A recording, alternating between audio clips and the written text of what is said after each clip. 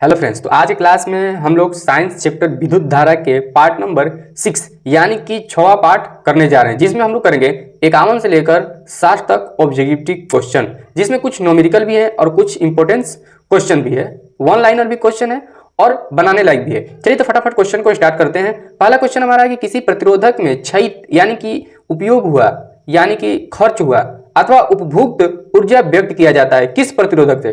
तो ऑप्शन है ए में W बराबर भी है यानी वर्क बराबर विभवांतर गुणे धारा।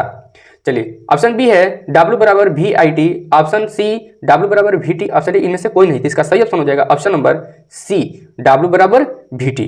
चलिए नेक्स्ट क्वेश्चन पे चलते हैं। 12 वोल्ट विभवांतर के दो बिंदुओं के बीच 2 कूलम्ब आवेश को ले जाने में कितना कार्य होगा यानी कि W पूछ रहा है। तो W बराबर फॉर्मूला होता है विभवांतर यानी कि V गुणे Q चार्ज। वर्क पूछ रहा है और विभवांतर दिया हुआ है 12 और Q कितना है 2, 12 2 नहीं 24, तो 24 क्या हो जाएगा जूल, 24 जूल इसका आंसर, तो ऑप्शन नंबर ए। चलिए नेक्स्ट क्वेश्चन पे चलते हैं।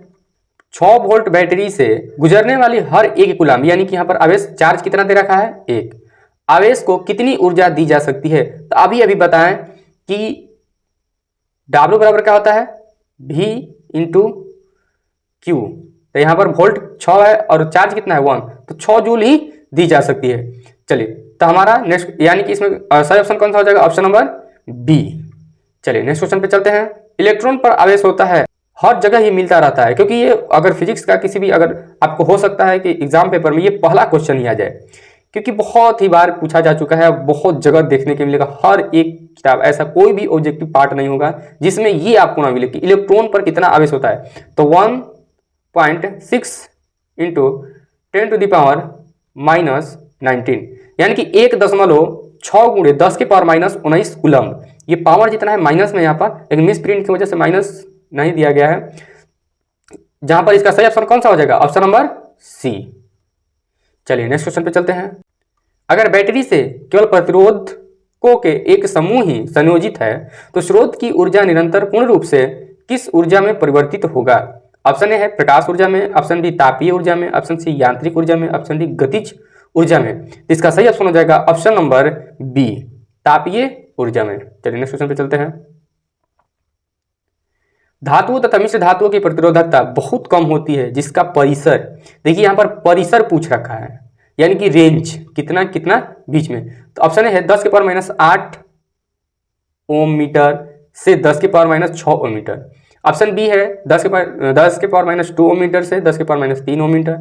ऑप्शन सी 10 के पावर 8 ओम मीटर से 10 के पावर 6 मीटर, या 10 के पावर 4 ओम मीटर से 10 के पावर 10 ओम मीटर। तो इसका सही ऑप्शन हो जाएगा ऑप्शन नंबर ए 10 के पावर माइनस 8 ओम मीटर से 10 के पावर माइनस 6 ओम मीटर। चलिए नेक्स्ट क्वेश्चन पे चलते हैं। अर्धचालक का ताप बढ़ने पर उसका प्रतिरोध बढ़ता है, घटता है, अपरिवर्तनीय रहता है, या इनमें से कोई नहीं। तो इसका सही ऑप्शन हो जाएगा ऑप्शन नंबर सी अपरिवर्तनीय रहता है यानी कि चेंज नहीं होता है। नेक्स्ट क्वेश्चन पे चलते हैं। यदि चांदी के तार का ताप बढ़ाया जाए तो उसका प्रतिरोध बढ़ेगा, घटेगा या अपरिवर्तनीय रहेगा। तो इसका सही ऑप्शन हो जाएगा ऑप्शन नंबर ए बढ़ जाएगा, प्रतिरोध भी क्या हो जाएगा बढ़ जाएगा यानी समानुपाती। चलिए यदि आर तथा आर डैश, यहाँ पर ये डैश नहीं है केवल आर है, आर तथा आर डैश दो प्रतिरोध समांतर श्रेणी में जुड़े हों तो समतुल्य प्रतिरोध यानी कि समतुल्य आर एस पूछ रहा है। आर से अधिक या आर डैश से अधिक, क्योंकि यहाँ पर आर डैश वो नहीं है केवल आर है, या प्रत्येक से कम। तो इसका सही ऑप्शन हो जाएगा ऑप्शन नंबर सी प्रत्येक से कम। आइए देख लेते हैं थोड़ा सा एग्जाम्पल के लिए कि इसका समांतर प्रतिरोध है। समांतर प्रतिरोध कैसे जोड़ते हैं, सबसे पहले देखिए आर एस यानी समतुल्य बराबर 1/r, अगर दो प्रतिरोध हो इस प्रकार से प्लस में R2। तो अगर मान के चलिए हमारा R डैश निकालना है यानी कि RS, अगर इसका प्रतिरोध 5 मानते हैं, इसका 10 मानते हैं, चलिए यहाँ पर 2 ले लेते हैं, यहाँ पर 3 ले लेते हैं, ये भी हो सकता है, कुछ भी हो सकता है। तो यहाँ पर 2 और यहाँ पर 3 यानी R2 हमारा 3 हो गया और R1 2। तो अगर इसको बाटा पे जोड़ बना के अगर फाइनली आंसर क्या लिखिएगा कि 1/RS बराबर 6, 5/6, तो इसको डिवाइड करिएगा 0 पॉइंट कुछ जाएगा, 0 पॉइंट कुछ यानी कि इससे 2 से भी छोटा है और 3 से भी छोटा है, तो हम कहेंगे क्या प्रत्येक से छोटा होगा। चलिए नेक्स्ट क्वेश्चन पे चलते हैं। यदि 4 समान प्रतिरोध को श्रेणी क्रम में जोड़ा जाता है तो उसका तुल्य प्रतिरोध 20 ओम होता है। तो प्रत्येक प्रतिरोध होगा तो 5 ओम, 10 ओम या 2.5 ओम। चलिए, तो सबसे पहले RS कितना दिया है 20 ओम, और इसको श्रेणी क्रम में है तो R1 प्लस R2 होता है, तो 4 समान प्रतिरोध यानी कि एक जैसे हैं सभी, तो 4R हो जाएगा। अब यहाँ पे ये गुणन है, इधर आगा तो भाग में यानी कि 5, प्रतिरोध कितना आ गया 5, सभी समान है तो R1 भी 5, R2 भी 5, R3 भी 5, R4 भी 5 ही होगा। इसका सही ऑप्शन हो जाएगा ऑप्शन नंबर ए। चलिए नेक्स्ट क्वेश्चन। इतना ही आज की क्लास में, अगले क्लास में हम लोग देखेंगे 61 से 70 तक, और इस चैप्टर का हमारा वो आखिरी क्लास होगा और आखिरी क्वेश्चन होगा 70 नंबर।